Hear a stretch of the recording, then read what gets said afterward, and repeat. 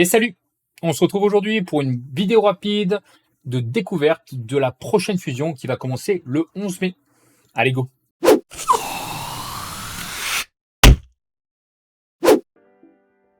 Donc voilà, ça c'est le nouveau perso. Ouais, je sais, la cam est de l'autre côté, mais c'est normal, c'est pour que vous puissiez lire avec moi en même temps le descriptif de ce nouveau perso qui va sortir. Donc du coup, le 11, c'est la semaine prochaine.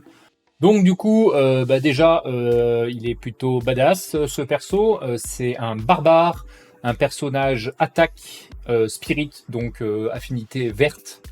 Donc on va regarder rapidement. Alors déjà, le premier coup d'œil, c'est que je vois qu'il y a un nom qui s'affiche en doré. Ça veut dire qu'en gros, c'est un duo.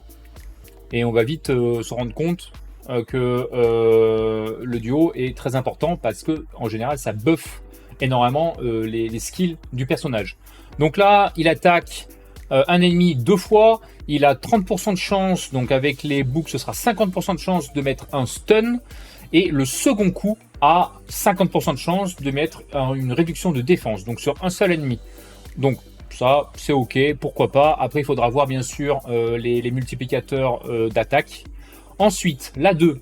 Donc la 2, il attaque tous les ennemis.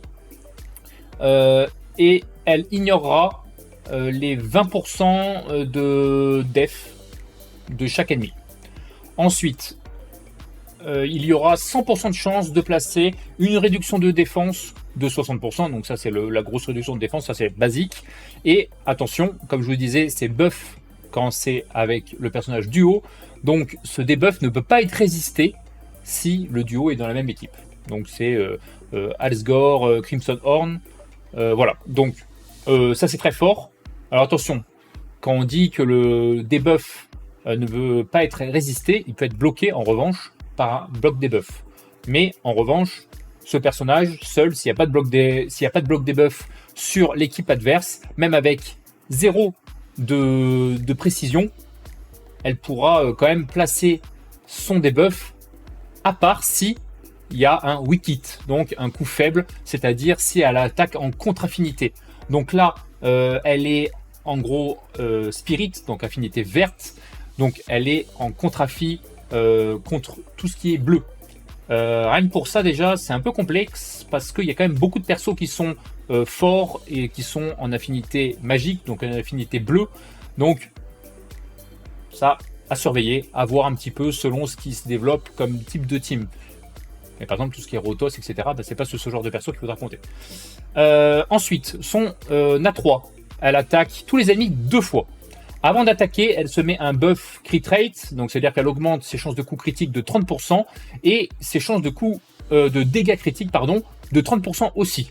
Donc pendant 2 tours, elle aura ces 2 buffs sur elle et elle gagne un tour supplémentaire si elle tue un ennemi quand son duo, donc Alsgore, Crimson Horn, est dans la même équipe. Donc ça c'est 4 tours de cooldown, pourquoi pas. L'avantage c'est que on pourrait se dire selon les multiplicateurs, on pourrait se dire qu'on vise le nuke, c'est-à-dire la suppression de toute l'équipe d'en face juste avec ce sort là. Donc on pourrait partir avec 70% de chance de coup critique juste avec ce perso et se dire bon bah c'est bon, ça fera 100 et ensuite tout miser sur les dégâts critiques.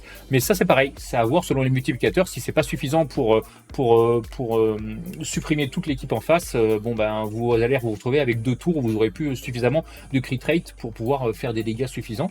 Donc voilà, ça c'est à voir ce qui est possible de faire. Il faut voir aussi bien sûr le duo. Si le duo est nul, qu'il faut l'intégrer dans l'équipe alors qu'il n'est pas bon, ça va être compliqué. Il y a des personnages qui sont en duo et qu'on voit jamais en duo, par exemple Yumeko et Karato, je crois qu'il s'appelle. Karato, je vois quasiment, enfin je me souviens pas l'avoir déjà vu en arène. Son passif, c'est qu'elle fait 20% de dégâts supplémentaires sur les cibles qui ont un shield. Donc ça c'est son passif.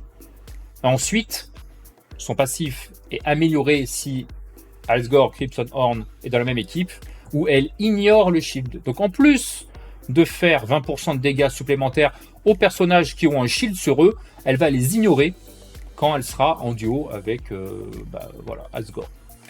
Bon, À première vue, c'est un personnage qui sera intéressant. Pour tout ce qui est early game, ce sera vraiment... pour moi, il est plutôt cool. Après, il faut voir les multiplicateurs, il faut voir un petit peu le duo, comment il est. Il faut voir aussi si c'est un duo, par exemple le Void, c'est qui sera globalement assez difficile à aller chercher. Donc voilà, il y a pas mal de paramètres qui rentrent en ligne de compte. Le personnage seul, c'est-à-dire sans le duo, on va dire qu'il est OK tiers. Pour moi, il n'est pas top tiers. Après, une fois de plus, il faut voir les multiplicateurs. Donc on voit. Moi, comme d'habitude, je ferai la fusion. J'essaie de ne jamais skip les fusions. En tant que free-to-play low spender, surtout avancé, il faut éviter. C'est toujours des personnages gratuits, entre guillemets. Donc du coup, semaine prochaine, il va sortir le planning de la fusion et je vous ferai une petite vidéo pour voir comment l'aborder au mieux en tant que free-to-play low spender. Voilà. C'était une vidéo assez rapide, c'était vraiment pour présenter le kit qui vient de sortir. Donnez-moi votre avis en commentaire si vous trouvez que c'est un bon personnage, si vous pensez déjà, rien qu'en voyant le kit, si vous pensez faire la fusion ou pas. Si vous avez apprécié la vidéo, un petit pouce en l'air et puis on se retrouve bientôt. Tchuss!